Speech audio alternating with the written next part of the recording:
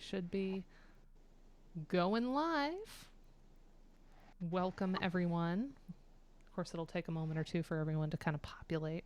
Welcome to the Kudomusicology Ludomusicology Literature Review stream. I'm your host, Musicologess, or Dana. With me today is the wonderful Pete Smucker. Everyone, Hi, everyone. say hello. Give a warm welcome to Pete. Super excited to be here. This is going to be fun. Yeah, so excited to have you here. All right. So today, our article is Gaming Sober, Playing Drunk, Sound Effects of Alcohol in Video Games, which is super fun. I enjoy it quite a bit. I think a lot of people enjoy this one because it's very readable. It's kind of capturing a phenomenon that is surprisingly omnipresent in games, shows up in places you wouldn't even expect, and really gets into some interesting ideas about sound design and environmental scoring and things like that. So before we dive in, I do want to give a content warning. I think the article is really thoughtful in approaching alcohol in gaming. It can be a fun and interesting topic, but it also, of course, contains depictions of alcohol use in games. So at no point does the article read as an endorsement of alcohol use or abuse, simply an analysis and discussion of how alcohol and related phenomena are depicted sonically in games. And there is some really interesting stuff in here about the physiological effects of alcohol on real world drinkers. Not to be insensitive to addiction, as it's sometimes depicted in these games. We get into some nuance here with that.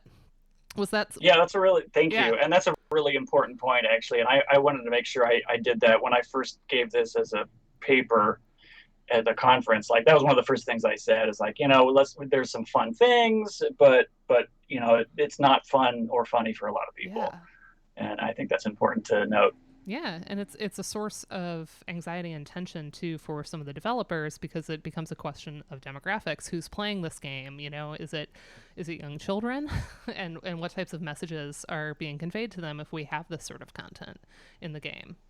So important to note that right off the bat. But our full citation is here. I like to do my citation page with a pretty picture of the front page of it. So this was in the Computer Games Journal 2018. So that is maybe a little bit, I don't want to say far afield, but it's not J. Smeg, and it's not one of our Right. edited collections. So I'd love to hear a little bit about the process, as I always Yeah. do. I know this. Yeah. I heard this at NACFAGUM several years ago. Was that the first time you'd given it, or? Yeah. So, yeah, thanks, Dan. And first off, I just want to say hi, everybody. And to Dana too. I'm so glad she's doing this stream. I think this is really important. It's really great for people who are interested in the field and getting a sense of the scholarship and giving another avenue to get into that scholarship. I think this is super cool. And I'm also really glad to be here because I think I mentioned this to Dana before, but this is actually like my inaugural streaming opportunity. I've been on streams and chatted or whatever, but like this is like the first time I've been on camera on a Twitch stream. So Amazing. that has a warm fuzzy What an feeling for me. honor. So thanks for that. But yeah, so I first gave this at NACFAGUM 2018, which that year was in January, and then I also gave it at Ludo, hopefully the more than once, but the first time I was at the Ludo conference, and that's when it was in Leipzig, Germany that year. And I had met a couple of the folks. I got to know a couple of them starting at that time, kind of digitally. Like, I knew who Melanie Frisch was, and I think I had met Tim Summers the year before previously at a Music and the Moving Image conference. I think I have that right. But anyway, I was super excited to give it there also at Ludo 2018. And that's where I got to know more of some of the European scholars and other scholars from around the world there also, which was really great. And it was after that conference actually that it was approached by well, I don't know who reached out initially, but this journal was a special journal of the Computer Games Journal that was curated or put together by Kenny McAlpine and Melanie Frisch, and I think James Cook. Those were the three that had figured that out with Springer. And so I think it was either Kenny or Melanie reached out and said, hey, we think we're going to put this together. We loved the presentation at Ludo. And what do you think about submitting this, writing it up and submitting it for this to be considered for the journal? And so I did. And so it was actually a pretty quick turnaround. And so a couple of things, at least on the process, was I was excited about it. I was also terrified because really this was my first article in the field. I have other things kind of in the works, but I'm like, oh my gosh, I don't want to mess this up. And it was a pretty fast turnaround because this, I think, ended up coming out in December of the same year. So to present something in January for the first time, right, and then again in April, and then it wasn't until after April they're like, hey, we're going to try to put this together. Wow, that's so fast. Yes, it was really fast.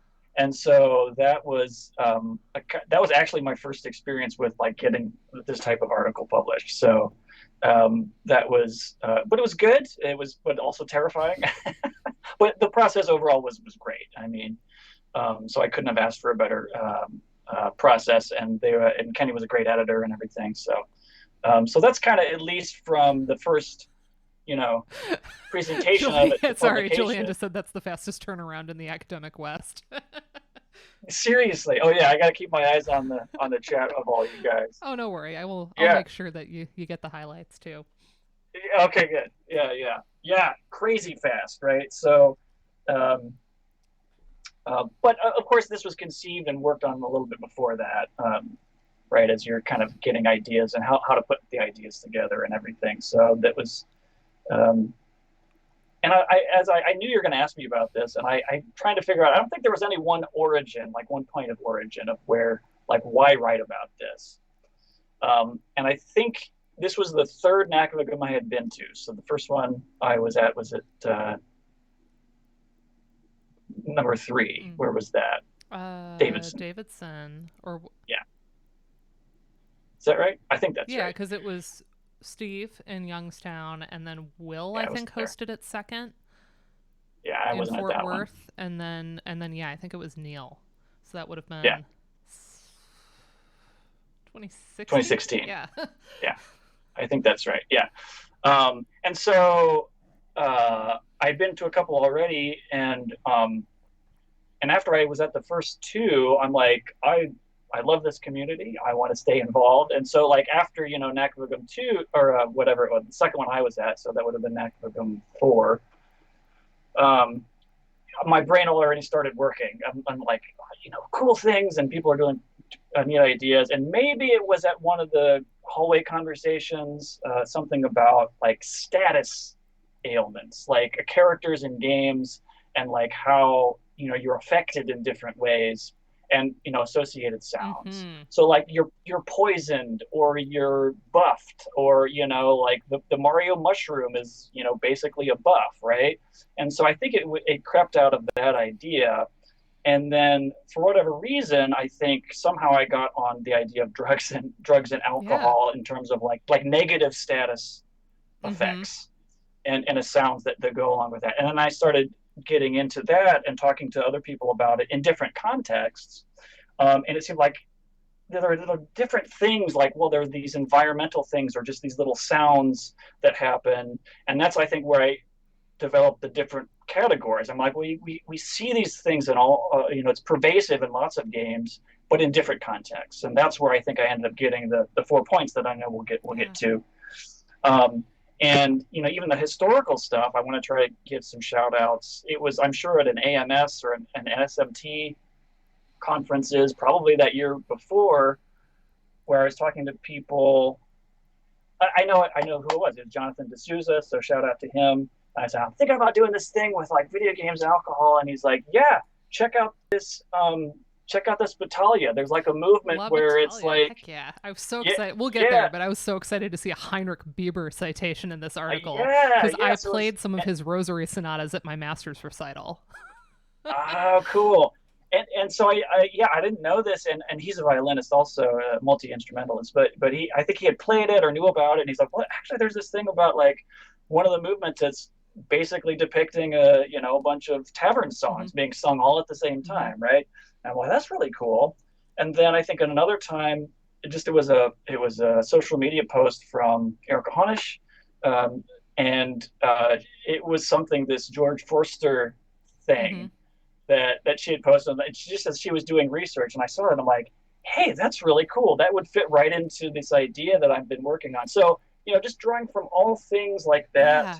so it seemed tangential. And then I'm like, hey, I remember this like cartoon, Mm-hmm. where there's this Oh, drunk we're gonna note, get there. It's right? so fun. Yeah, it's crazy. So I thought just all of these things seem to be happening at the same time. Like this is a paper, and so that's sort of the pre version of it. I think that it came together. Oh, So it love was a it. lot of things. It wasn't one point. I think that it stemmed from. Yeah, and obviously, I'm sure I'm one of the ones that hallwayed you at one point, but because I didn't speak. That was a whole section of the dissertation that could have been written that I didn't about status ailments. Um, Yeah, maybe that was it. and Yeah, thinking about like the avatar's body was a big part of that dissertation that I wrote. So I think I was immediately like, oh wow, this is really interesting, because of course there are functional impairments when one has consumed alcohol. So it's sort of adjacent to this idea of like the game body in play and how that sounded to the player. So I've yeah, always been a fan of this work because I think it's interesting, and obviously there was enough here that it was clearly its own category that you were able to kind of break out and just focus on alcohol, because you don't even really get into drugs here, right. even if it That would have maybe it been started that much way, bigger. because there Yeah, are certainly I think scenes it in games of was. players getting drugged, right? Yeah. It started too broad, and I think I never ended up narrowing to just alcohol. Yeah. As I don't know if I have any students here from my summer course. They just proposed final projects, and 90% of them I was like, smaller scope, because it just allows you so much more depth. The more that you try to do that kind of zoomed out approach where they're like, I'm going to look at the entire soundtrack for this game. It's like, well, in a 6 to 8 page paper, that ends up being so general and kind of boring. And certainly our word Yeah, counts have an influence on that as well, where like if we have a book, then we can take our time and really set up yeah, all of the things, but we often have to make choices and delimitation, as we call it in the sciences, right? When you're setting out the parameters of your study. yeah, and I love that, and also just the idea that in some ways, one of the things I like to do is open up broad ideas, and through this process, like I started broad, but then I narrowed it to one thing, and then it became more open again, and the idea of like, well, let's cast some ideas out there, because in some ways this is a very broad. It's like, well, you can look at it this way or this way or Mm-hmm. this way or this way, all these sort of very Framework. broad ways. So it's not like there's one sort of, It's not a case study, but yeah, it's not a but case you're study you're focusing exactly. enough that it's intelligible and it hangs together, and Yeah, very I useful like the stuff. idea. Yeah, I like the idea as a scholar of like, here's a bunch of seeds, and I'm going to throw them out in the field and run away, and then come back later and see what Yeah. takes. So like I like to open up these ideas, and I feel like this article is kind of like that. It's sort of like you can look at it this way and this way and this way, because I talk about translation, Mm-hmm. or I talk about censorship, Mm-hmm. but then I also talk about physiological Yeah. things. So it's like it's a way that I hope some people could be like, well, there's an interesting idea. He kind of just brought it up, but let's take it and do something else with it. Yeah, absolutely. And the other nice thing about once you limit the scope, maybe you start broader because that's just part of the process. As I also tell my students, sometimes when we do literature review, it's like, well, they didn't talk about X, Y, Z, or what about other game? What about this game? And I just point out like the coolest thing about our field is that even stuff that is in print, I don't see as this like fixed entity because it's this Yeah, catalyst to our own careers as we continue to work. Um, and other people's, you're entering a discourse, you're entering a conversation, yeah, and that there gets to be this really beautiful back and forth, and it can really plant seeds that continue to grow throughout a career. So even yeah, folks reading some of Neil Lerner's early stuff and talking about, oh, there's some mention of these arcade games. What else is going on arcade games? And being able to tell them he just presented more work on arcades this year at NACVGM. It's an yeah, ongoing thing, which I want him to publish so badly. I'm yeah. impatient for almost everything I see at NACVGM. I'm always like, okay, come out. If for no other reason than it'll keep the stream going. There you go. All There you right, so go. let's jump in. This is one of those things. There's a famous quote, Rosemary Garland Thompson in Disability Studies, where she says, basically once you start looking into the notion of disability, it's everywhere. It's everywhere you look. And I sort of had a similar notion here where it's just once you start looking for depictions of alcohol in games, you realize how plentiful they are. And not even just in games, but in television and film, in certainly advertisements, not only for beer or things like that, but, other people are drinking in commercials to depict certain lifestyles and things like that. It shows up in graphic novels, it shows up in theater. It's everywhere. And you start with a quote from Riley McLeod on how in games you either see like total destruction, ruining one's life as the result of engaging with a lot of alcohol use, or these more sort of silly consequences or more humorous characters, kind of the stumbling drunk. And one that you didn't mention, but that instantly came to me, I was a big Harvest Moon Super Nintendo player.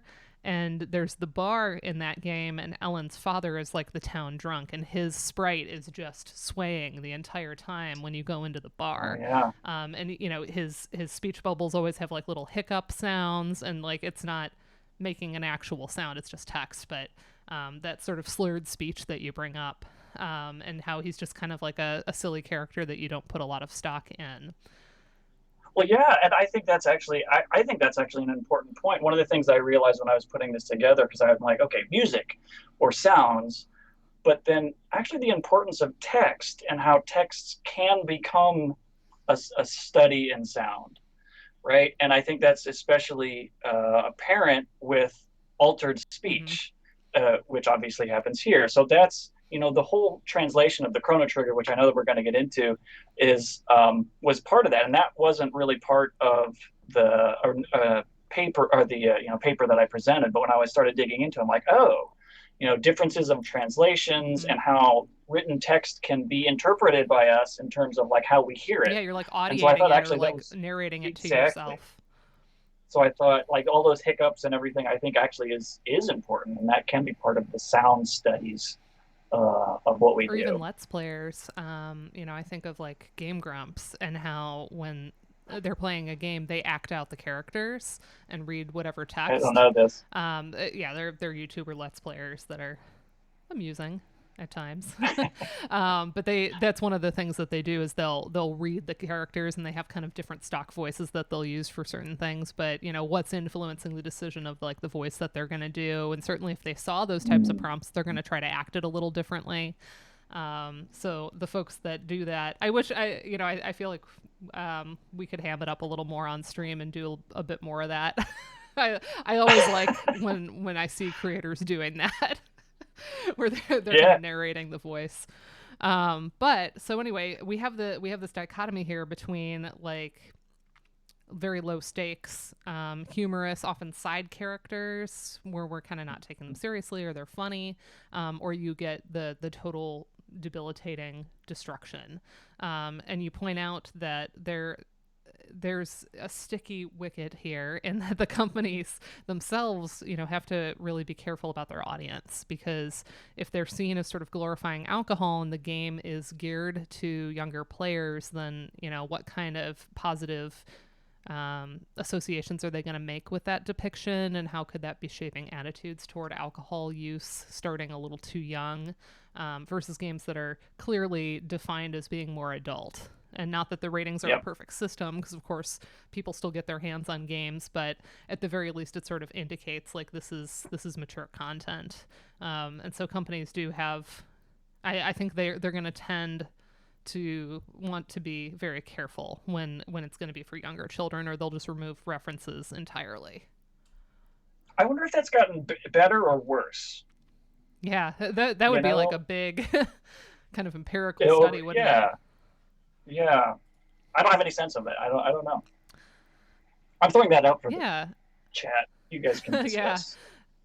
Yes, you're going to see some of these examples come up. Popinski, Toma from Chrono Trigger, Soda Pop, yes.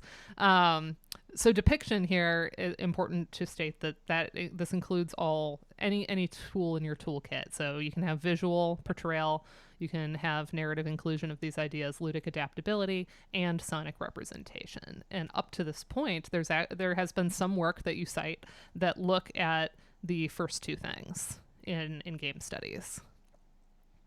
And in other media, of course. And that, as we often find in our field, not a lot of folks have looked at the sort of sonic implications, and that's luckily where we can come in, right? It's a good space for us to be able to say like, yes, and here's how this kind of fits into that overall scheme. Isn't that Amy Poehler? Isn't that her thing? Yes, that's a big improv thing. Oh, that's improv thing. That's like the rule of improv is somebody presents you an idea, no matter how out there it is, you continue it with a yes and. You buy in and then you add to it. Yeah. Good. Very cool. So the thesis I've broken up a little bit, at least as I've identified it. I can't wait for the moment where I identify a thesis and the author tells me that's not my thesis. Fight. But the one I identified was the purpose of this art. When you have a statement like that, the purpose of this argument, this isn't what I meant at all, Dana, or whatever. The purpose of this article is not to simply catalog instances of alcohol in video games with their associated sounds. There are far too many. It is also not intended to prescribe analytical methods for games, cast judgment on games that do or do not include alcohol, or to dictate how sounds and alcohol in video games should be developed, designed, disseminated. Rather, it brings together seemingly disparate instances of alcohol and substance use in video games under the broad umbrella of musicology, music theory, composition, and audio design. The purpose is twofold. One, to provide a fundamental set of categories for associations between sounds, alcohol, and their ludic content in video games. And two, examine precursors, influences, and potential impacts of these sounds in other media. That sounds, too long and complicated.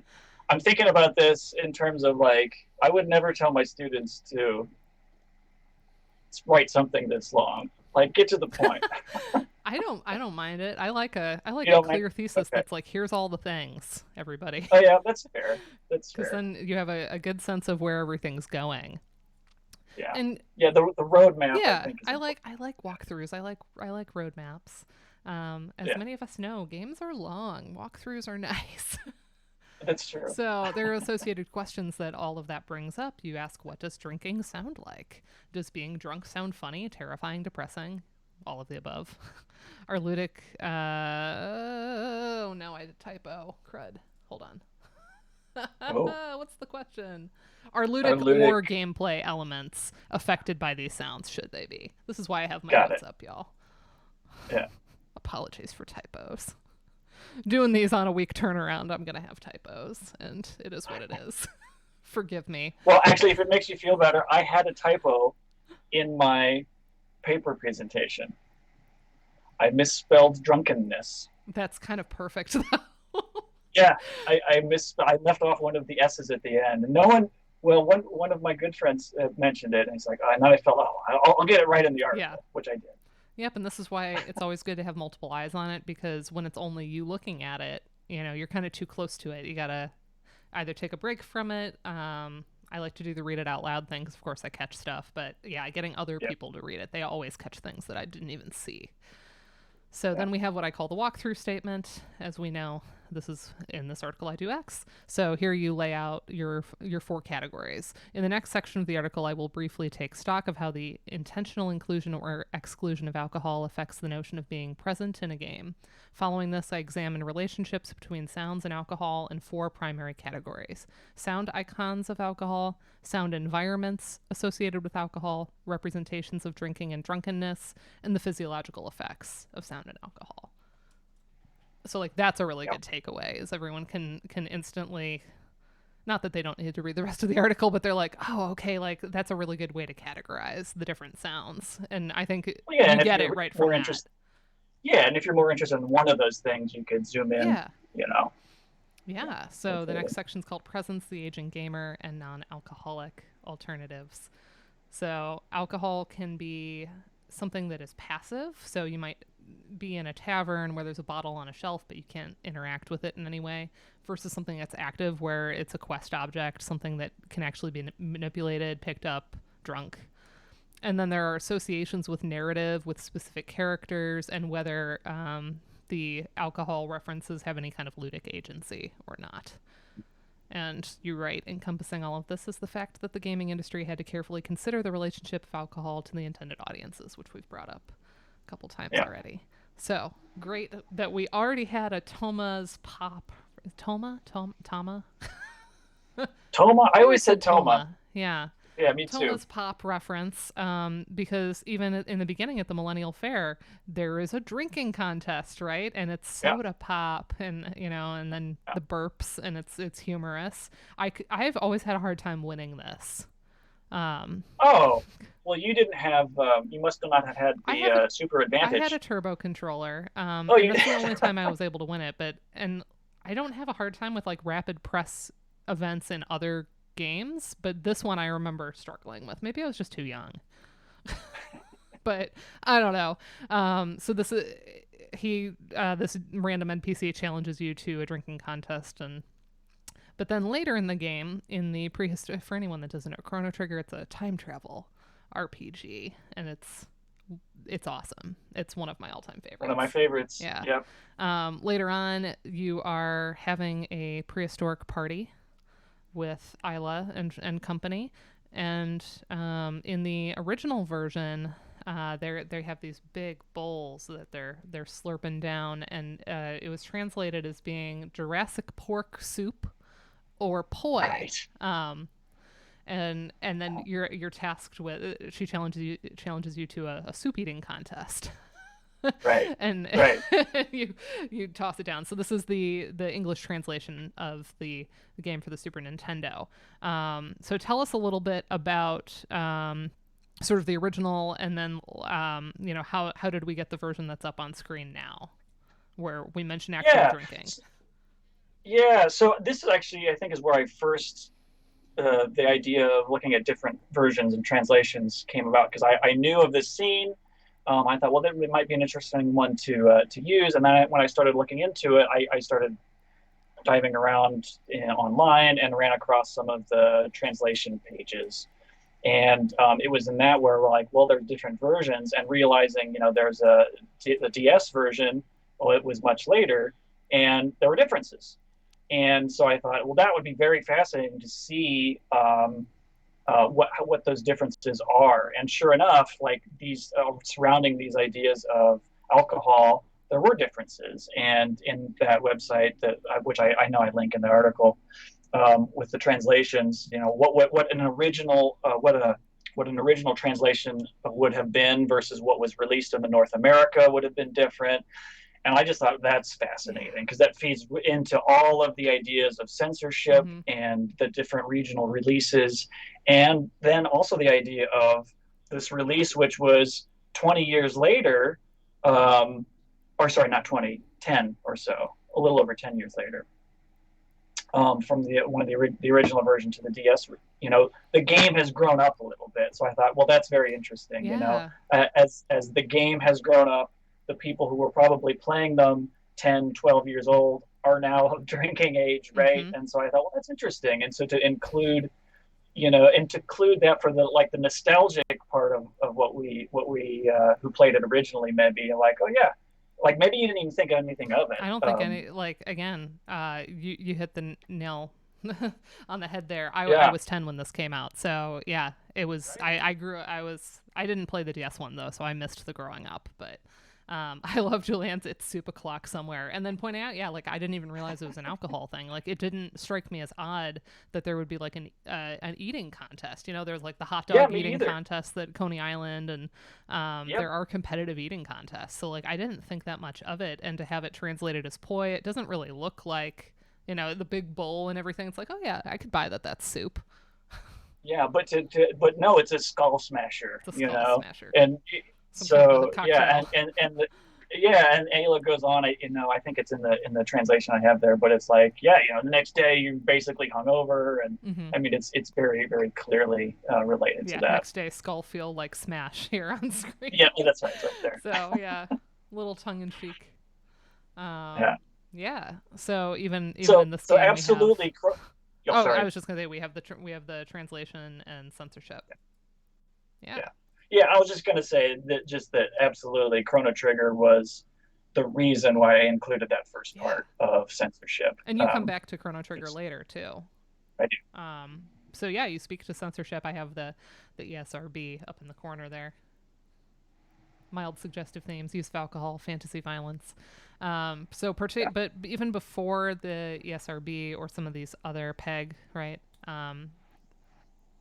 Hmm. gets founded, Nintendo of America had video game content guidelines, which I think a lot of us are at least a little bit familiar with, in terms of not representing explicit religious symbols, so crosses and things in Castlevania type games would get censored in different ways for the US release versus elsewhere.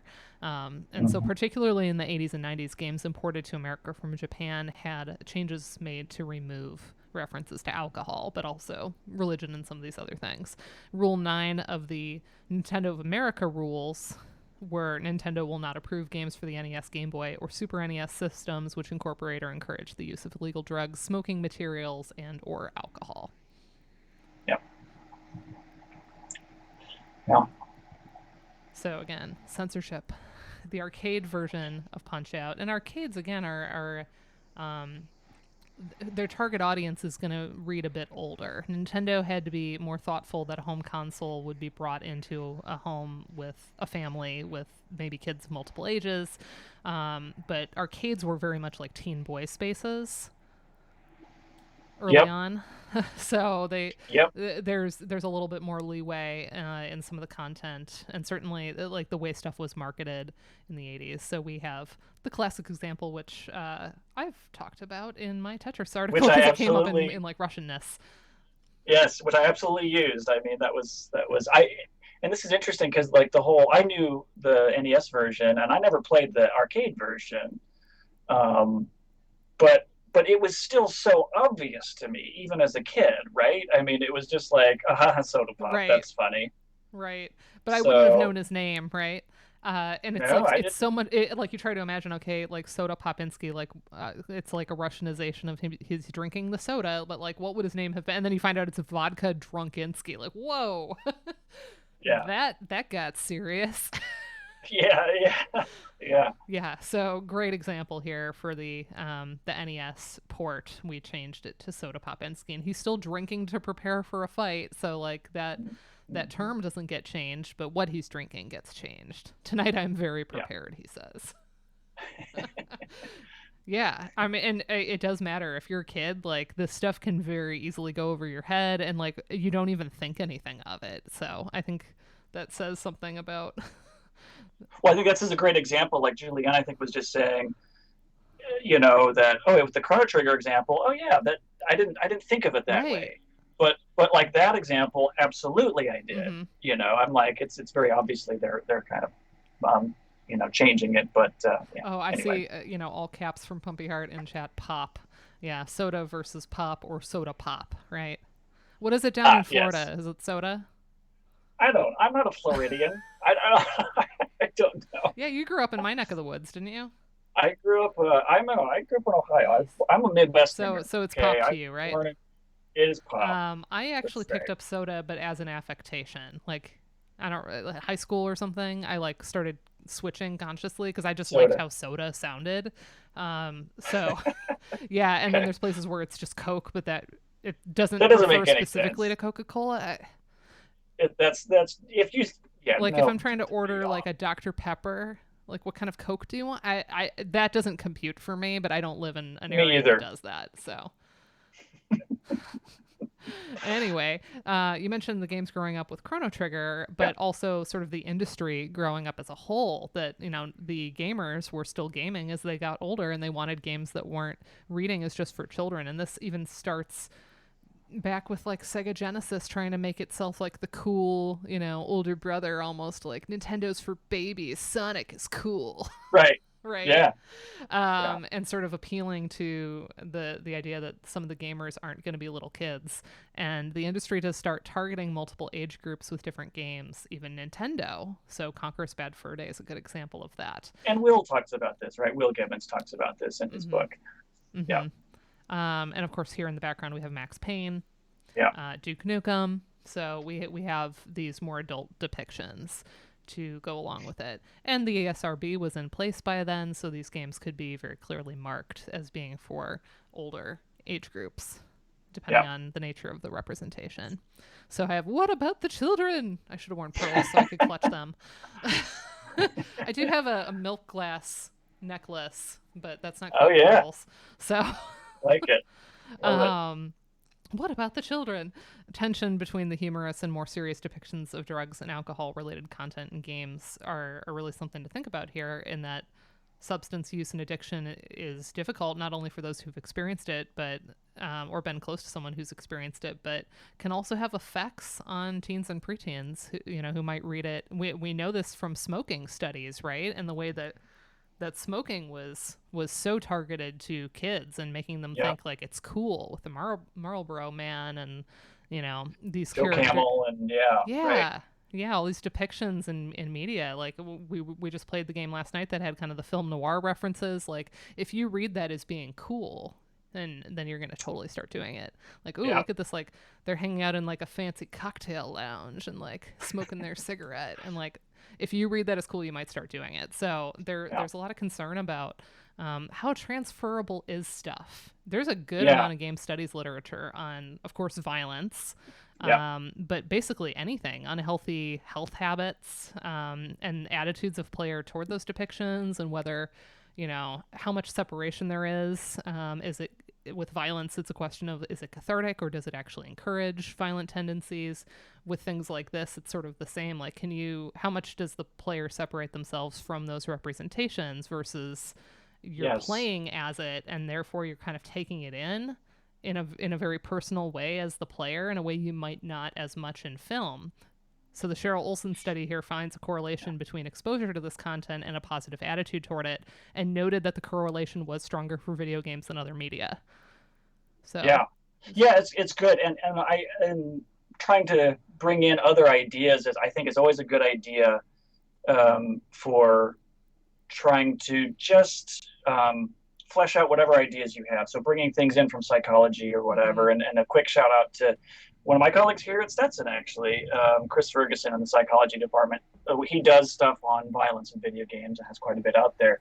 So even though, this wasn't about audio in any way, it's important yeah, because and ways to bring in other ideas. And I think that's something our students struggle with maybe a little bit, because they try to find the thing, like mm-hmm, they do the search and try to find, the thing that will make their paper better. But it's and that's a skill, I think, that's hard to do, or it takes time to figure out how to expand your searches and find things that are relevant, even though it right. has maybe very little to do with your actual thesis or topic. Yeah, deploying sources is a skill that you have to hone over years, I Yeah. think, to Yeah. do really well.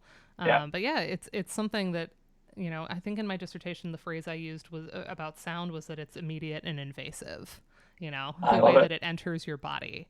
Versus you could close your eyes during a scary scene or something, but what are you gonna do? I guess you could mute the TV, but it's a lot harder. You can dull it a little bit, but it's a lot harder to sort of not receive that auditory stream, Yeah. and so it really does have important connotations for the players. Yeah. Yeah. Absolutely.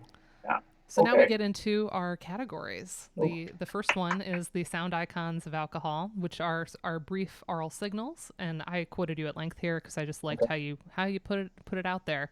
So, okay, what is an icon? What makes an individual sound an icon associated with alcohol is the inherent meaning that accompanies it. Consider the difference between the pristine, crystalline sound of clinking martini glasses and the sound of a beer can being crushed.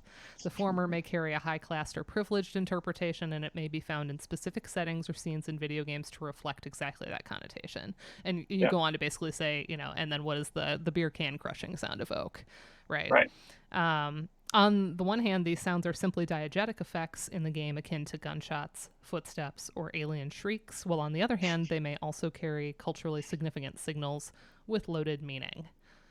So, a couple examples. We have one from Conker's Bad Fur Day Oh, of yes. him retching. So, if anyone, I feel like I need to give like a quick warning if you don't want to hear that. it's it's cartoony, but it's still kind of gross. Yeah. Ah, there we go.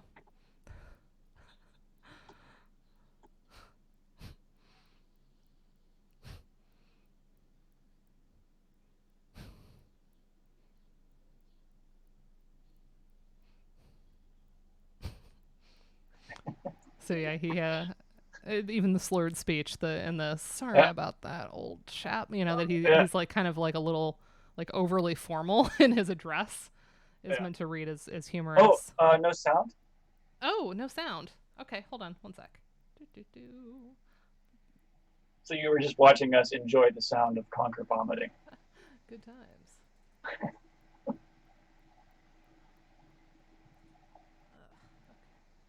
I heard it.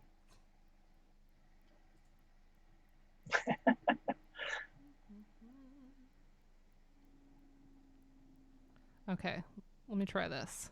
See if this plays. We're gonna have to listen to this multiple times.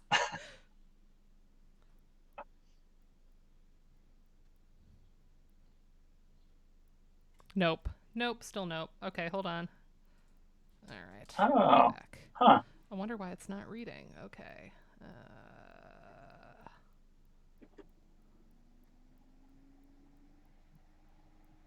Conquer's bad for a day in a professional academic setting. Yeah. All right. Give me one moment while I figure out why it's suddenly not working. Pete, Yeah, read the chat for a minute and say hi to everybody.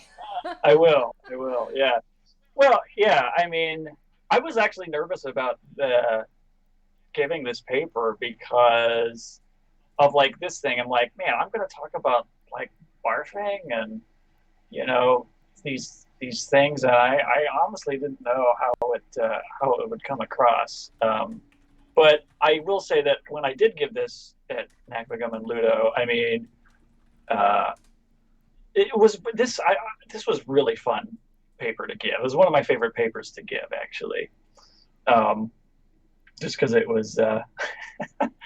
um, it was fun, and talking with people afterwards, I think it came across how I wanted it to, both interesting and serious and opening up ideas, but then also at the same time trying to be not irreverent about it. So Yeah. yeah, I'm going to re-add the source and just make sure that okay, it gives me the ability to do this.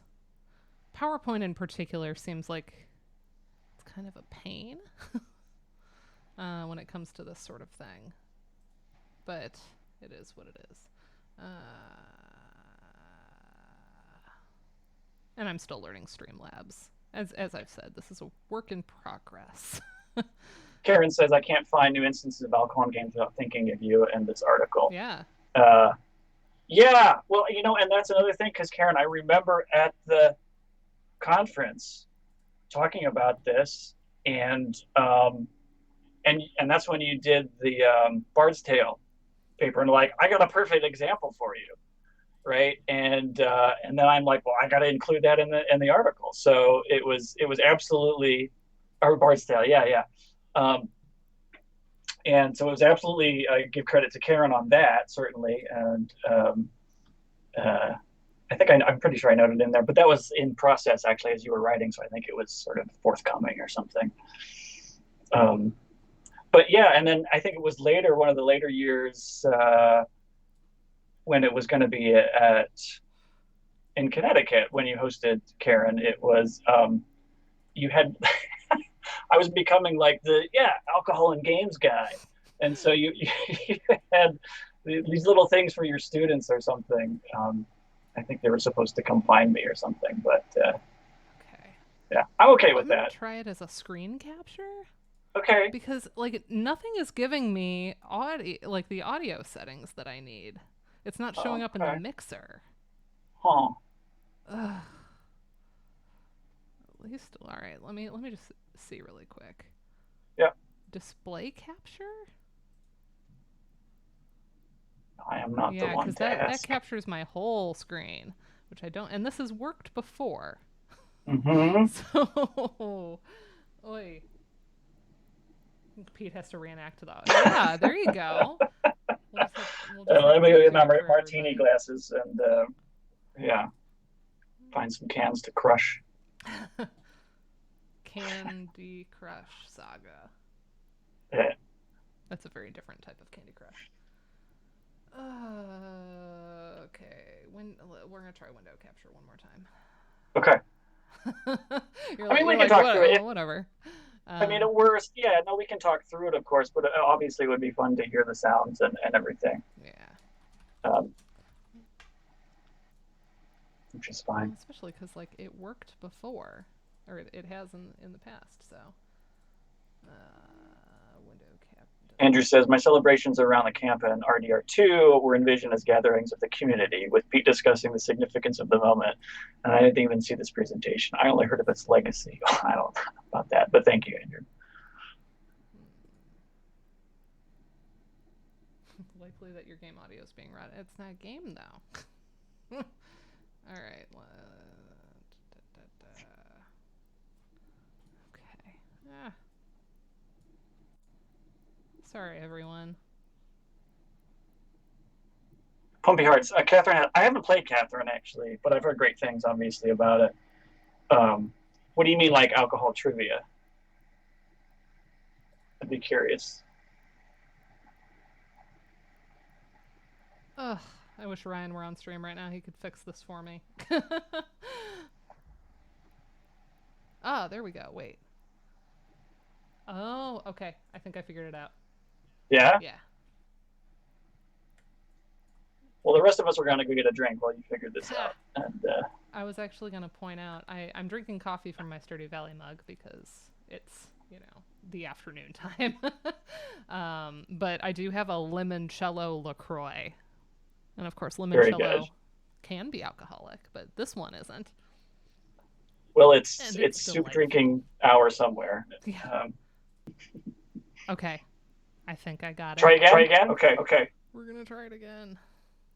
And hope beyond hope. Make sure that it's down mixed. And good. Okay. Try it one more time.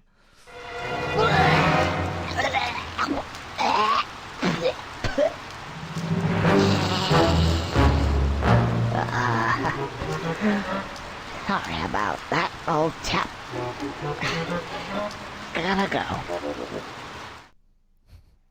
Okay, talk for a second, Pete, because you might be doubled. I want to make sure. Hi, everyone. Welcome to Kudomusicology with your host, Dr. Dana Plank. It's the alcohol kicking in. Of course, yeah, we're having audio issues on the stream. Hopefully, let me know. Nope, it's good. Okay, good. Okay. Pete sounds good. Excellent. Figured it out. Okay. So another example of a sound icon. You mentioned Mario Kart and how we pop the champagne. It doesn't even really read as champagne here, because Peach is holding it in front of her face, but she's glugging the champagne, right? Yeah. So here's an example of another sound icon.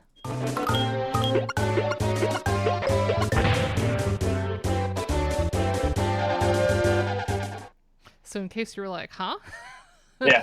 Yeah, it's there's a point to be made here about it's almost more iconic on some of these earlier systems because of the nature of the sound not being sampled from a recording, but instead created and synthesized.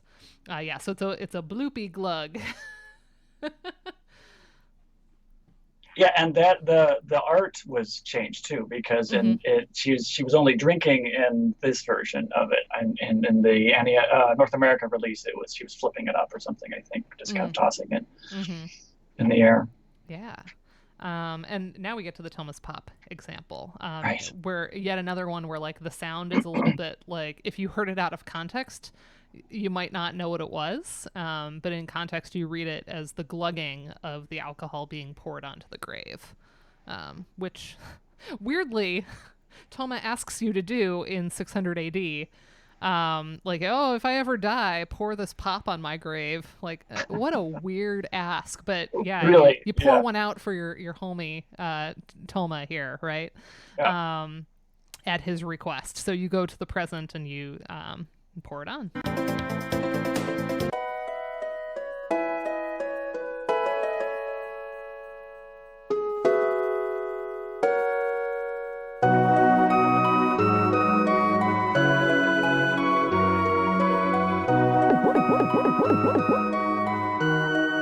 And then you also see the visual of now there's, I guess, soda. Yeah. And then he shows up. And then, you know, his ghost appears and we get an item or whatever. I don't remember exactly. I think you get an item, right? I think he points you in the direction of where to go for it or something. I actually can't remember. Yeah, it's been a minute. Yeah, I think it like opens up new things for you. Yeah. But yeah, would have been, I guess, beer, right? Or sometimes in games it's also referred to as cider. There's even in Final Fantasy VI where you have to get the cider for the old man, and so it can be a lot of things that don't necessarily read as alcoholic. And most of us, again, maybe didn't catch it depending on how old we were. Yeah, but absolutely, when I started getting into this is what led to the idea of having to manipulate sounds, right, and creating time, which is obviously what made me think of this beer commercial on Busch beer, because it was like, that's a totally fabricated sound, and it would just happen that this was a pretty recent commercial of the time. Mm-hmm. So, you don't use this term, but it made me think of in film studies when we talk about hyperreal sound. You say other types of icons can exist when transformations or distortions of sounds actually replace the original real-world sound. So immediately I thought of superhero punches, right? That a real punch kind of sounds like a dull, slappy thud. But in movies, they are mixed in such a way where we're adding in all of this extra energy, to really imply the bone-crushing power of the superhuman person doing the hit. And we read that, we've heard it over and over again, so then it becomes more real than the real. Like, if you heard somebody use the real sound, it would sound wrong to you. Right. Like, that's what's really interesting about this process. This one is cartoony enough. I don't think anybody it reads it as more real, but the Busch beer sound is what you describe as a sonic logo, and you get that from Alex Newton. That, it's not just a can being opened. You actually have a spectral analysis of a real can being opened versus the Busch beer sound. And say that over the years, this sound has become iconic and synonymous with this very specific brand of beer, representative of hardworking, patriotic American men, often depicted as cowboys. I think ranch hands. Yeah, something like that. Yeah. Again, sorry for the typo. Or outdoor sportsmen. And then here's that commercial. Just hands. Busch, as crisp and cold as a mountain stream. It has the same great taste it's always had. Even the same sound. Busch.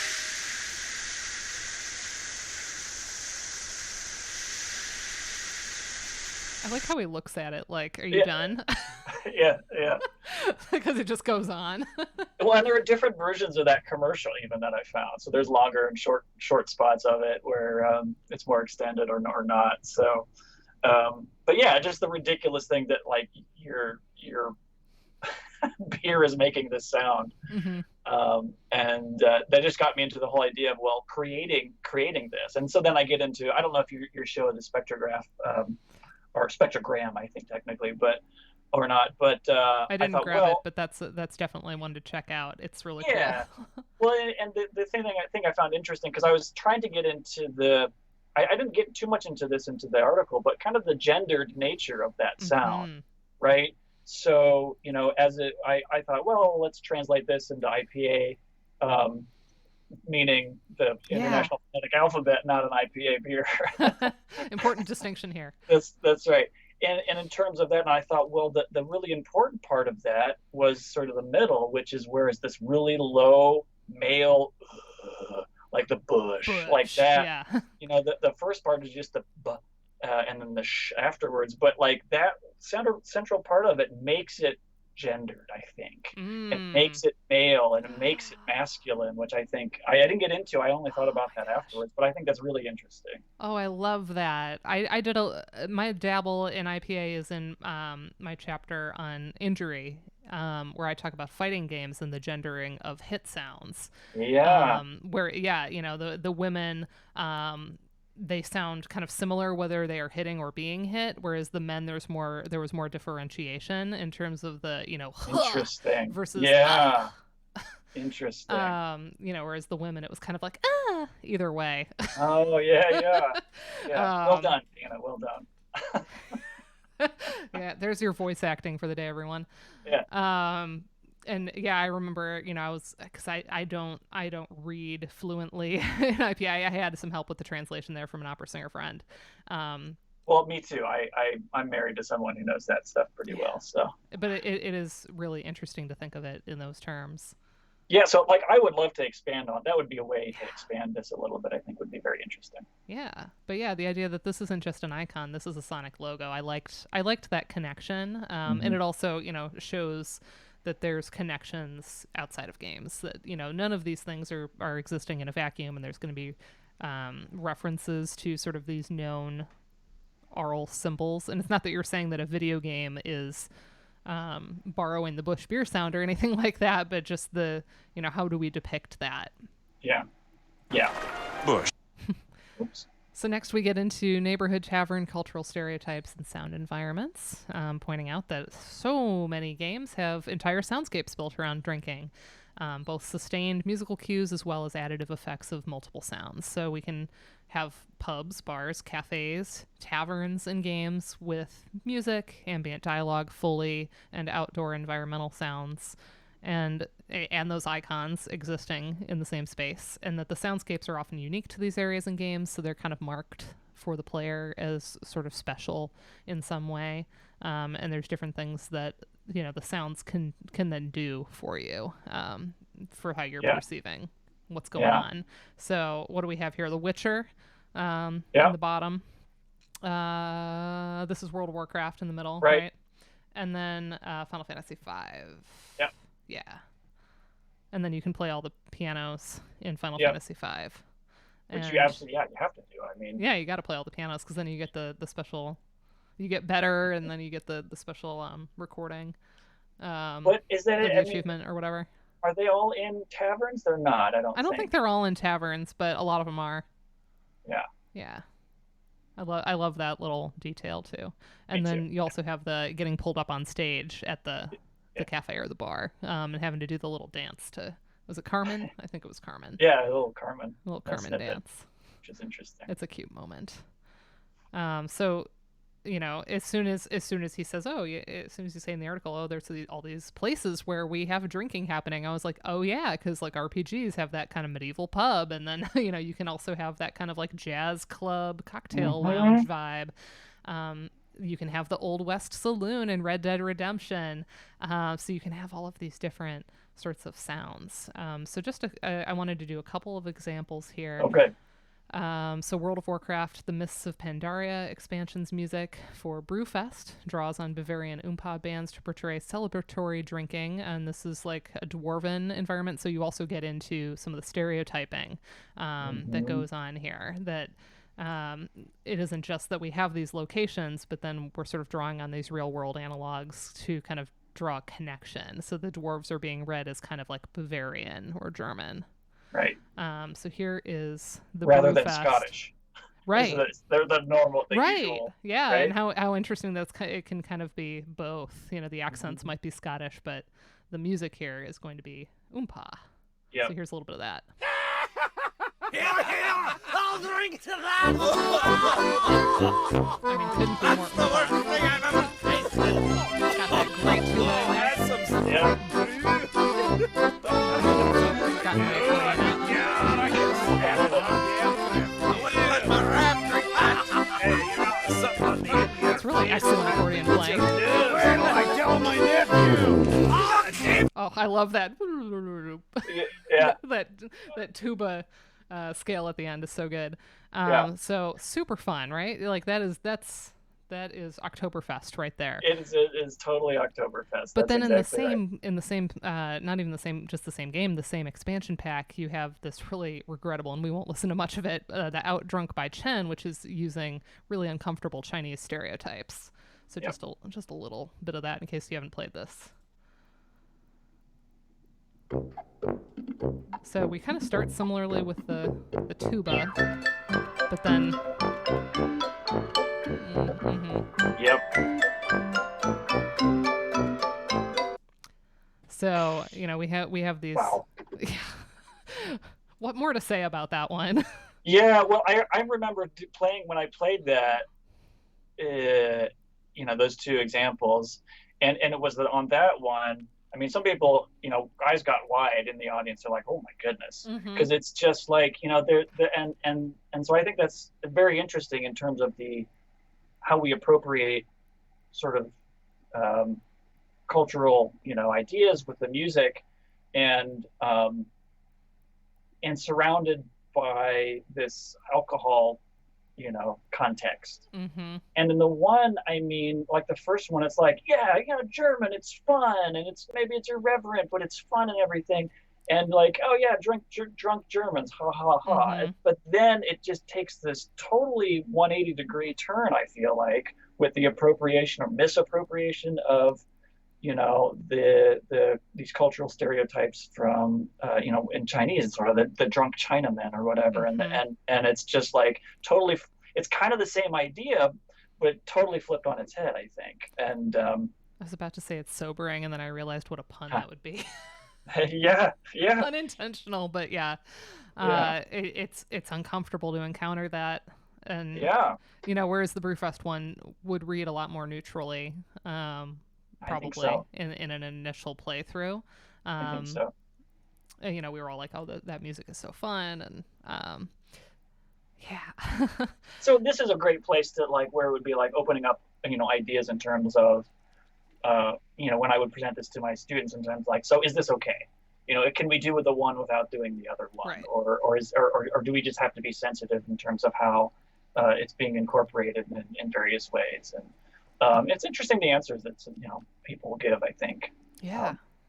Yeah, I think so.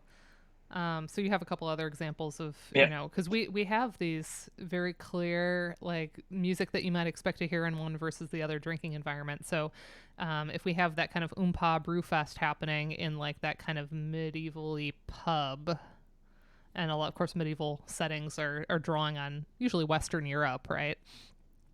As Karen Cook and others have looked at. These games kind of use a lot of those elements in constructing their setting. Red Dead Redemption being set in the old American West, what's the music that we expect there? It would not be German Oompa, it would be the kind of out-of-tune honky-tonk piano, right?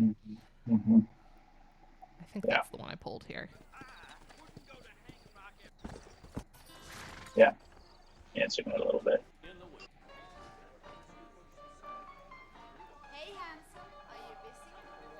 Yeah, it's kind of in the background. Same again. Just let me know. But it's part of the environment, right? Yeah, so it's not super, you're not attending a concert. You're talking to people, you're kind of moving through the space. There is nobody here who's better than me. Yeah, so even though that's quiet, having that kind of honky-tonk piano moment. And then I love that was another moment where you kind of zoom out to the real world and you talk about the don't shoot the piano player. And that there's a good reason for that, and that there's alcohol flowing, but the musician helps kind of put everybody in a relaxed frame of mind where they might buy more alcohol, so it's good for sales. Yeah. And So don't shoot the piano player. don't shoot the piano player. It's very important. Yeah. And then I didn't have an audio example from Beneath the Steel Sky, but the St. James Club in that game was kind of that more jazzy upscale lounge with the 3-piece band. So we can also have jazz, implying usually that more high-end sound. Like if you think like fancy cocktail bar, it's pretty much always going to be jazz, right? Yeah. Yeah. And I think this probably, to give people a sense of like how some of your scholarship can plant seeds of ideas for future scholarship. Like I think it was this, and that was from Andra Ivanescu's work, right? And building from her work and getting into like, well, clearly there can be this class divide, and that got me interested in class. Sort of how class is depicted in various ways too, which I think is very interesting. Yeah. Oh, I love that. And then again, linking to the real world, you talk about gaming combined with drinking in the form of barcades, which have become increasingly popular. We've got 16-bit here where I'm from. The first one was down in Columbus, like by Ohio State, and they've kind of spread.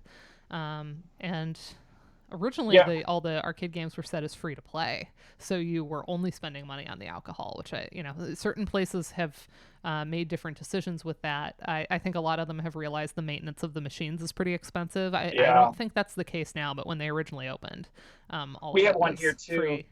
It was originally called Rewind, and then they went out and another one kind of took the place. And it was very much, it was like, well, you got to buy the drinks, but it's free to play. Mm-hmm. And then they changed the name to, I actually don't know because I haven't been there yet.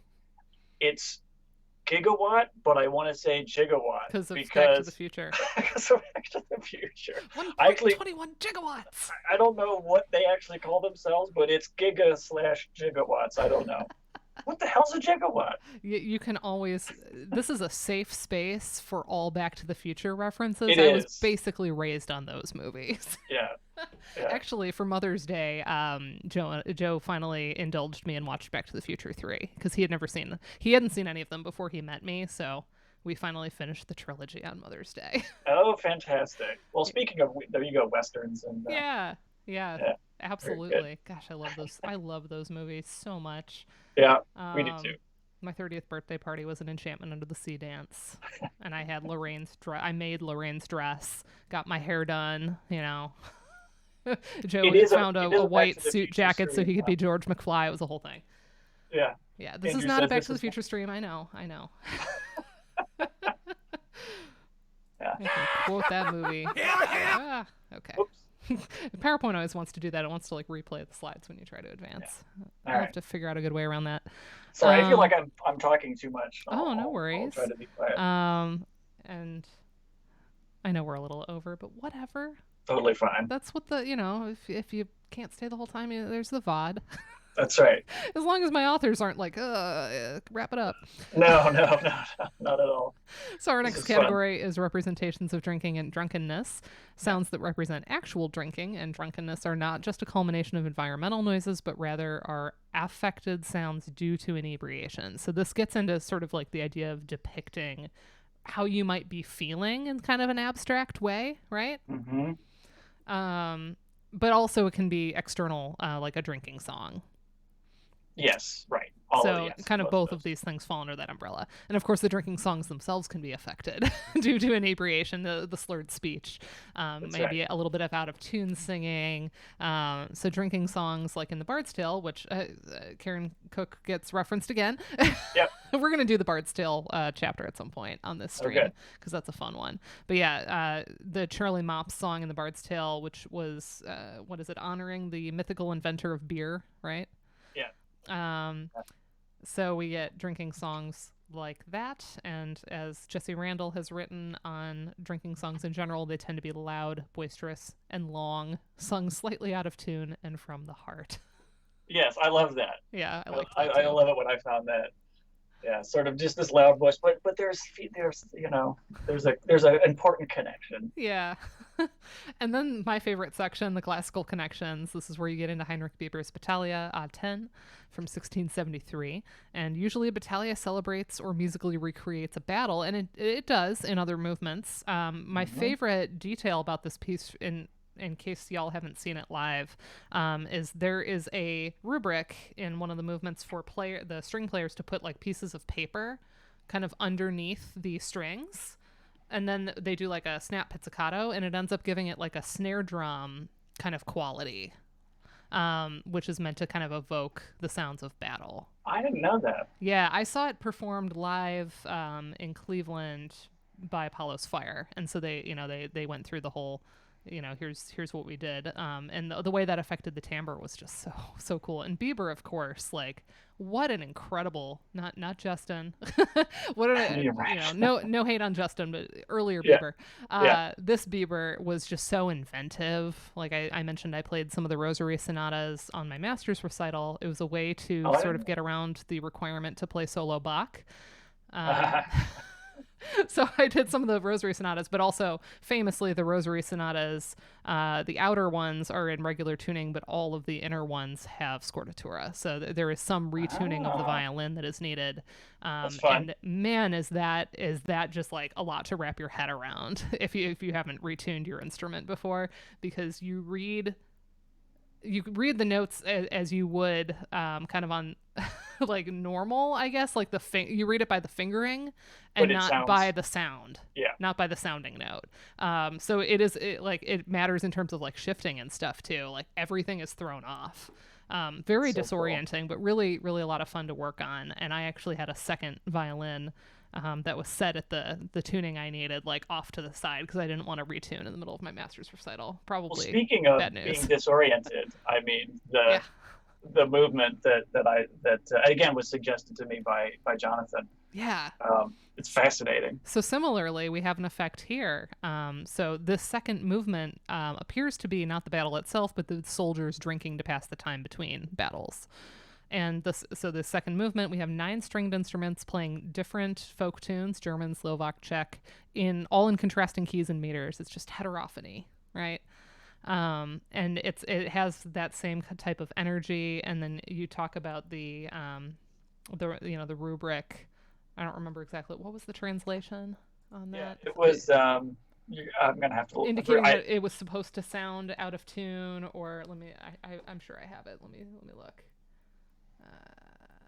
It was. Well, I have it here too. Here it is dissonant everywhere, for thus are the drunks accustomed to bellow with different songs. Thank you. Yes, that's it. Yeah. So just a little bit of this one. And I'm going to jump in a little bit to when it really gets going.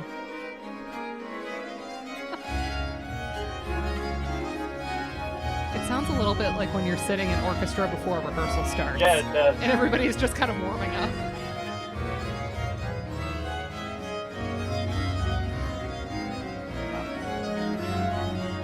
Good times, right? But yeah, it sounds crazy, but each individual line is very wonderful, actually, very melodic and everything. So, yeah, it's I just love that. You can see it, like you can see that environment. I think. Yeah, you can just picture it so easily. And then the George Foster collection of songs, chansons, madrigals, motets, has this sort of musical rebus in it, which is so cool. The ludic, there's a ludic element too. You can play this in more ways than one, not just in the normal sense of playing a musical score, but you decipher this kind of musical rebus. The symbols are barrels, gourds, and other drinking vessels, and then you're given a key at the bottom, and that gives you the actual notation of the drinking song. So lovely depiction here. And I think I couldn't beautifully drawn. I couldn't figure out or find like a good recording of this. A recording or whatever. I couldn't find it, but I'd love to hear it actually someday. I think it'd be very I don't think I've heard anyone do this. So it's a fun one. And then we get to a really, really interesting example showing sort of cartoon connections as well. And of course, we know Warner Brothers, Looney Tunes, certainly from the work of Daniel Goldmark and Lisa Scoggin and all of these folks that work on cartoon music. We know how many connections there are to classical practice, but also just how influential this is on gaming because of the animation angle and sort of like the exaggerations from reality that are possible. It seems like there's like an elasticity in the medium that really allows you to sort of play with, of course, physics and, body dimensions and things like that. But then musically, we can do a lot of these really exaggerated gestures, and they read as perfectly normal. And I think that translates into games in a really powerful way. So we have High Note from 1960, directed by Chuck Jones, orchestrated by Milt Franklin, where the animated notes are trying to play the Blue Danube Waltz, but one is missing because it's been hanging out in the score for a little brown jug. I love it. Yeah. And it's instead of being black like the rest of the notes on the screen here, it's like red, like it's red faced. Yeah. And it's kind of stumbling. And like what's interesting about this is the way that then affects the musical texture. Right. So you have some of the examples. At first, the strings present a straightforward version of the first phrase with minimal accompaniment. As soon as the missing note emerges, there's immediate alteration. So the tempo of the melody is nearly twice as slow. The key and melodic register drop by a perfect fifth. So the lower and slower musical choices reflect the measured actions of the high note. And then there's also a moment where the trombone takes over the melodic line with a lot of glissandi and scoops and bends that are kind of doing the Mickey Mousing of the on-screen portrayal of that inebriated note. There's also these dissonant interjections by wind instruments for hiccups. The percussion wood block enters to kind of narrate the walking and the stumbling rhythms that happen there. So it finally makes its way over to the score. Right. And so there's a little snippet here that we will maybe talk over a little bit, just for the sake of. So we have our classic Blue Danube Waltz. Yeah. And then we have the clear. Uh-oh, where's the note? Uh-oh. Where is it? I love how they all look too. It really gives you, and then you hear the hiccup.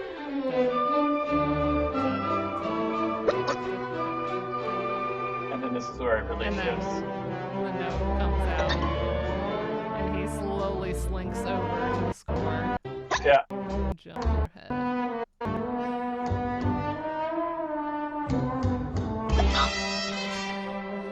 And then crawls his way into the score. It's a fascinating cartoon, and it was nominated for Academy Award that year. Yeah. I didn't win, but just one really quickly. I know we're up on time or whatever. I'm happy to talk about this all day, Dana. But and of when I course, was trying, can you give away the ending in case folks haven't seen this one? Because the ending is kind of interesting. oh, do you have that queued up? I don't have it queued up, so I thought you could just tell everyone. Well, yeah, basically what happened, it gets crazy, and like the conductor note that was up there and looking around, he's chasing them around, and it just gets crazy and nutty as a lot of Warner Brothers cartoons do. And at the end, like they start over and they get through the first phrase, and then like all of the notes are missing. And so then it zooms over or And pans over. they all go over to the little brown jug. So yeah, basically, all the musicians, all the notes, They end up hanging out. Couldn't finish the gig. Yeah. But what was interesting with this when I started to do this, and one of the reasons I did a transcription of this was because I couldn't find any of this. And this is an instance in terms of the process of this article. I'm like, okay, let's try to contact Warner Brothers and be like, I tried to find anything I could online, who to contact. And I had, 3 or 4 emails of like, let me just email these people. Hey, I'm doing research on this. Yeah, in case they had it in like an archive or something. Any archival thing. And I tried to, and I got absolutely no response from anybody. It's so just frustrating. Dead end. And so I'm like, well, I gave up on that, and that happens sometimes when you're trying to do research, especially when it's not the centerpiece of the article. It's like you kind of can't take the time that it might take to like actually go out there, get into the archives. But if you can't even get the response in the first place, like you really are at a dead end with that. Yeah, because it would have been very interesting to look at, how was this orchestrated? Franklin orchestrated and everything. Because I imagine there was a lot of like text cues to the musicians to like do scoops and different things. Yeah. So anyway, my favorite detail that wasn't in this clip is when he goes over to the sharp cymbal, he puts tic-tac-toe marks in it, and cross it wins, and then he just like takes out his little marker. It's really cute. Yeah. Oh, yeah. And then finally, our psychological and physiological effects of sound and alcohol. So noting that the earlier examples take an observational or third-person perspective of the person who is drunk, but the fourth category is this experiential perspective. So you are playing as somebody under the influence of alcohol. And here you get into the science of it as well, the notion of sort of hearing differently when drunk, and that there are physiological effects of alcohol relating to hearing, and that vertigo from alcohol use has to do with the inner ear, and the balance being affected there, and sort of asking about the oral equivalent of beer goggles or blurred double vision. So how does this show up in games? The BioShock example here has sort of like this hollow echo effect, kind of suggesting that there's like a muting or a dulling of the hearing mechanism, and also, of course, the hiccups, that sort of oral symbol. And it's interesting that you note that it's in the first BioShock, but it's missing in the later games. Yeah, and somebody told me that, and I can't remember who it was, but it may have been Will, actually, but I can't remember. But someone pointed that out, and I thought, well, that's very interesting. So there was a reason, maybe some decision that was made, and like, well, are we going to do it exactly thing, not just copy and paste from the first game? But yeah, interesting idea. Here's a little bit of that moment. I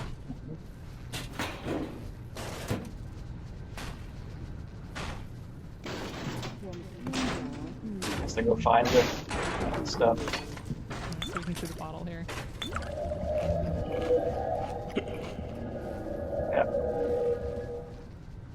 Yeah. And it's quick. It's not like it doesn't affect your gameplay, for a long period of time. Although if you're in like a very enemy infested area, I guess you could, that could be just enough time that it could cause real trouble for you. Yeah. But that is meant to sort of have that disorienting along with the visual that's happening. Yeah. So it's like oral double vision. And I thought that was interesting too. And the reason why I kind of, this was the last, and why it was the fourth category, I guess, is because it was the last one to come together, and just in terms of like, well, there are differences with personally experiencing something versus watching it happen to somebody else. And I thought that was distinct enough that it could be its own thing. Yeah, absolutely. And you mentioned other games have similar sonic distortions of sounds related to alcohol consumption, and they are furthermore connected to the physiological effects. So sometimes this does get kind of, the echo might be read as sort of mirroring your disorientation, or maybe suggest you could have that kind of like muted dulling effect that may be accurate to how you're actually hearing when you're drunk. But a lot of this is actually a little bit more abstracted, that it's sort of like a way of depicting a feeling, a physical sensation. So it's not just that we are literally copying how we hear when drinking, we're kind of doing these more artistic depictions. And that these distortions present similar to a phenomenon known as cocktail deafness, which I liked that you made sure in the footnote to say this is not to be confused with the cocktail party effect coined by Edward Cullen Cherry in the 1950s, which is about selective attention. So the original cocktail party effect is we're at a party, there's a lot of sound happening, all these different conversations, and yet you are still able to selectively attend to the conversation you're having and sort of tune out all the other audio streams. Right. It's actually very interesting when cochlear implants get turned on for the first time, that mechanism has to be learned. So it's not inherent, and actually most folks will tell you it's a little overwhelming just how noisy the world is, and you have to kind of turn it on in bursts. And as I understand it, there can be therapeutic sessions where you're kind of turning it on and working with it and sort of learning how to apprehend the signals that are coming in. I'd be interested to know if that is affected somehow by drinking. Like, does that further I don't know, affect it somehow? But selective attention is a learned mechanism. So if it's somebody who was born deaf who has a cochlear implant turned on versus losing their hearing and then having it restored, we see a difference in that ability to sort of parse the auditory environment in that way. Cool. But anyway, cocktail deafness is Yeah. not the same thing. It relates to the hearing impairment itself from drinking, relating to certain specific frequencies being dulled, or you become less sensitive to certain frequencies, and there's like a ringing in the ears effect, tinnitus, Yeah. from drinking. Yeah, I just want to make sure I'm catching everything. Yeah, so, and you point out here that this is also where you can experience permanent tinnitus from long-term alcohol abuse. Yeah. Which I think for musicians is a pretty scary idea. Yeah. Oh, I have tinnitus, not from drinking, I don't think, but rather because I was a band director for a few years. So I think I had some hearing damage, and so I have tinnitus that comes and goes, actually. Yeah. Yeah, it can be really disorienting. And then this is also, you mentioned the vertigo relates to the hearing mechanism of the inner ear, although it's often depicted more visually because, stumbling because one's losing their balance. Yeah. But you certainly could have that connection to sound in the inner ear. Yeah. So our conclusions are pretty simple. It just, saying, hey, this is a really rich area to explore, barely scratched the surface. There are a lot. It seems like it's so prevalent once you begin to look. There's this wide range and use of sounds related to alcohol, and audio designers, composers, ludomusicologists, and gamers alike should continue to investigate the creation, use, ludic impact, and cultural relevance of these sounds. So you've given us a really beautiful framework, a good starting point to think through some of these things. Well, thank you. Yeah, and this has actually kind of been fun coming back around to this and thinking about it, and how it's helped me grow in different directions, like the class, stuff, and and I was, I was super stoked when you were like, yeah, I had my students read this. I'm like, really? Nah, nobody wants to read my stuff. I think a lot of us assign this. So that's really cool. Well, yeah, I don't know. I mean, so you're the boss here. What do we do? Well, I'm curious if there are any questions for Pete. I'm gonna scroll back up a little bit, see if anyone was. I saw stuff coming in. It was kind of running commentary.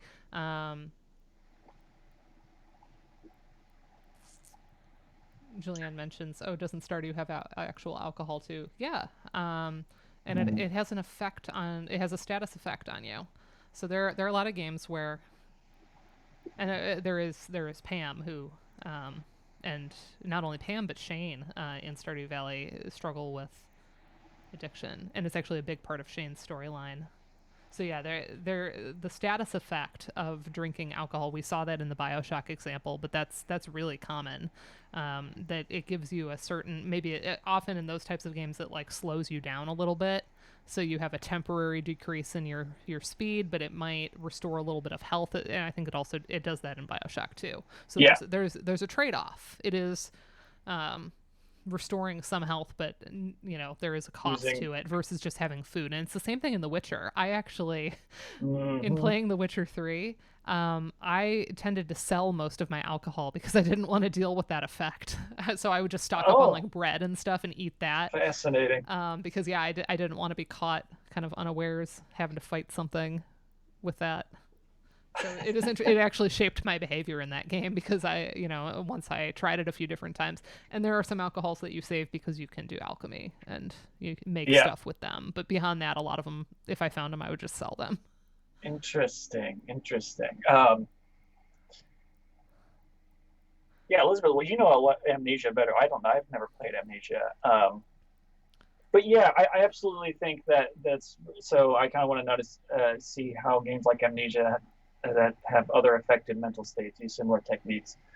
And yeah, I think with that also, is it serious or not? And I think at the conference when I gave this, both questions, or a couple of the questions, Neil brought it up in terms of, I think, the disabilities, Dina, like you did as well. Another question was a lot of these words seem to be funny or irreverent, but is there a problem with that, or is there a serious side to that?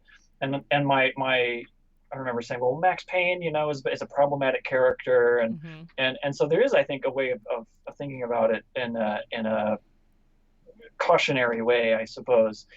And so that would definitely be one way to expand it in terms of like, well, yeah, affected mental states by other things like drugs. I think we brought that up earlier. Mm-hmm. And I would be curious to look into the cultural. Is it good? Is it bad? Is it funny? Is it irreverent? Is it Mm-hmm. trying to be funny but really isn't? Um, kind of ideas. And so I think that could be expanded also with mental states like Mm-hmm. insanity, like, you know, the games that sort of start to depict insanity, which Dana, you know all about, or at least you know some things about. Yeah, it would be a great way to expand. And so for Pumpy Heart, right? That's what you're saying. If we were going to do a follow up, what would it do next? Yeah, I don't know. Drugs. Yeah. And you've already kind of indicated how this one actually opened the door to your work on Class. So you already have like gone somewhere else with this, out of this. Yeah. And it just goes to show you, like, you kind of never know where your rabbit holes are going to lead you.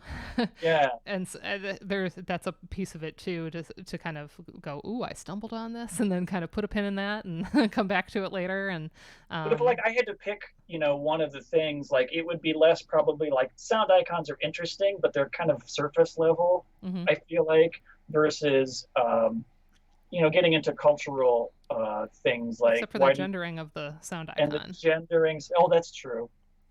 But that's that you would want to take, if you did that, you'd take it somewhere else, like there. Take it somewhere else. Yeah, I was going to go with, you know, the ideas of like, well, why does an elven bar sound different than an orc bar? Right. And sort of what are sort of the stereotypings and cultural influences on each of those things, I think could be good. Yeah, I think the gendering notion, especially with like beer being gendered very masculine, versus like right. Sex in the City, where the girls go out for Cocktails. cosmopolitans, right? There really is that at bars where folks will, like, even at our beloved Nerd Bar, which was just like an inclusive, beautiful place, may they rest in peace.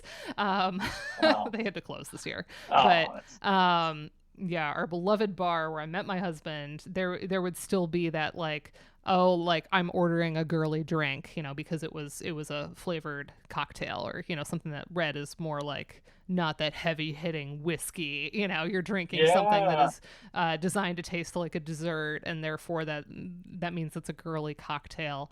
And it's not that these folks were necessarily like, they said it more facetiously, but it just shows how prevalent, you know, it's not like, I don't think any of them actually had their masculinity threatened because they wanted to order the butter beer, which was one of the better things on the menu. Well, yeah, and then obviously look at that in games and how that's, you know, developed over time or whatever is very cool. Well, this is I hope people keep giving me ideas of things to do, or take this. No, you all should take this and take it some way or whatever. I don't know. I feel like I'm always texting Will about like giving other people projects. Like, I don't want to do this, but I want you to do this so I can cite it, kind of stuff. Yeah. So we often joke about like, you know, this seems like something you should do. And then the other person being like, I already have too much on my plate. Are you kidding me? Yeah. But the idea that this could be a nice framework that somebody could draw on, but look at all these different areas you could take it by even just focusing on one of those categories, or doing a case study on a game that featured drinking pretty heavily in a certain way. Yeah, I love assigning people research. It's like scholarly matchmaking. A little bit. Yeah. But yeah, and the thing with Catherine there, you have the option to choose whiskey, cocktail, sake, beer each night. Mm-hmm. That's interesting. I feel like that gives you the option, like kind of like the identity you can craft for yourself with, you know, picking the radio station and Grand Theft Auto. You know, there's very much an identity creation that you can forge with that. I think very cool. Right. Yeah. And just how much radio is in there. And for a lot of people, it's going to be pretty incongruous if you turn on the classical station in Grand Theft Auto, right? But like, it's an option and it's there, and there's a ton of music. For a lot of people, it's just the station that you know, switch on the dial. You hear it kind of in passing while you're looking for something else. But there's got to be players that are like intentionally like loving the idea that their character is like driving around listening to Vivaldi, right? Yeah. Nothing wrong with that. Andrew says don't play past the project for those that struggle to say no. Well, that's the thing, is it's always It's always very informal. Yeah. And Yeah. I don't know that too many people have actually done the thing, but there's a lot of joking about it. So Yeah. it what's nice is you just get a sense of how much is out there that we can look at. And I mean, how many tens of thousands of games exist already in Many, you know yeah. such a short amount of time, relatively, since the 70s. Really, you know, we've got thousands and thousands and thousands of games, and more coming out all the time. And Well, and it's just, I feel like it's exponential just because of all the indie games now that are out. It's just, yeah, Steam certainly is hard to even navigate. Job security, maybe. Maybe. It's Scholarship like how security. seeing the scholarship grow is really good for this stream, because I'm never going to run it. I had a moment of like, oh gosh, what if I run it? It's like really Yeah. all I ran out of was like some of the closest people to ask. And now I need to like, buck up and and send Ask some other cold people. call emails to a few people that maybe I haven't met in person yet, or things like that, and just be like, would you like to be on my stream, please? I bet most of them, everyone will be like, yes, of course. I get to talk about like video game research. Yeah, Absolutely. I hope so. And as I've talked to Julianne about this too, and I know we'll wrap up here in a minute, but I've mentioned that I don't have to have the author on to discuss their article either. It's just really nice.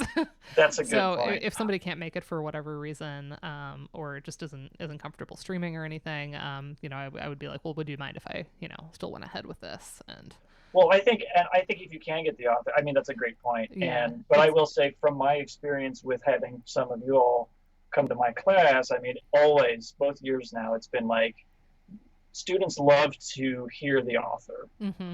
and they love to make that connection with and put a face and a voice Yeah. to what they're reading, and I think that makes a big difference in education, actually. So yeah.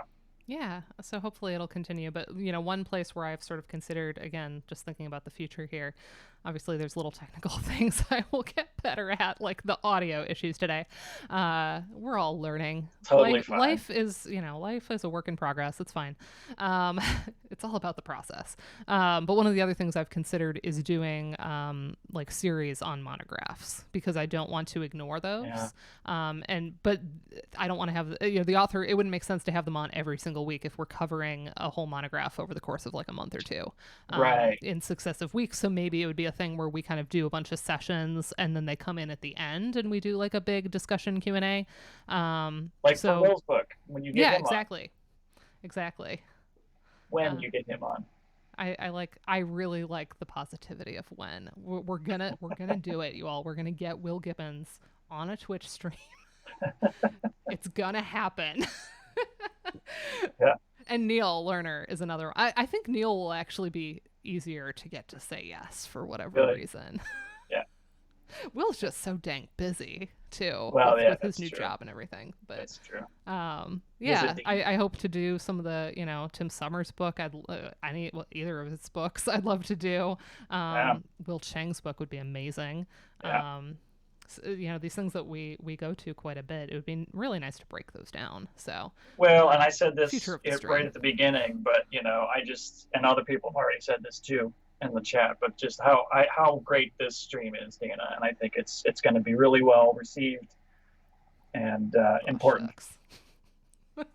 Yep. Oh shucks. You know what it is? It's selfish. It's a way to make sure that I'm caught up on my reading. So I'm glad if anybody else can partake as well. But that helps all of the rest of us too. Yeah, it just like jogs our memory a little bit, or possibly, there's an accountability factor of like, oh, we're gonna do that on stream. Maybe I'll like skim through it or actually read it if it's been on my docket and I haven't read it yet. Stuff like that.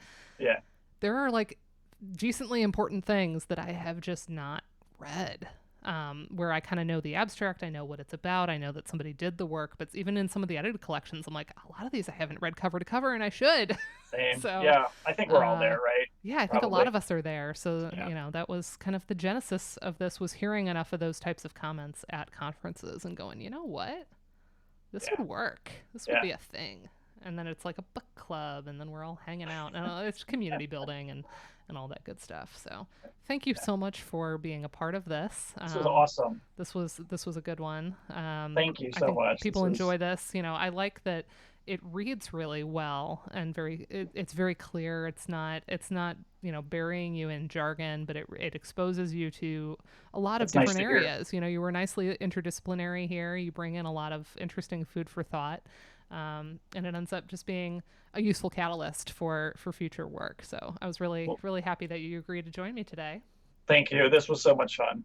Thank you so much. Join us next week where we will be having on actually the creator of all of my channel art, George Reed, the wonderful, wonderful George Reed with a brilliant dissertation. And we are going to be looking at Chiptune, the Ludomusical Shaping of Identity, which was an article drawn out of dissertation research and kind of condensing and explaining some of the framework. So it's I love those articles because it's like, here's like a bite-sized version of the dissertation.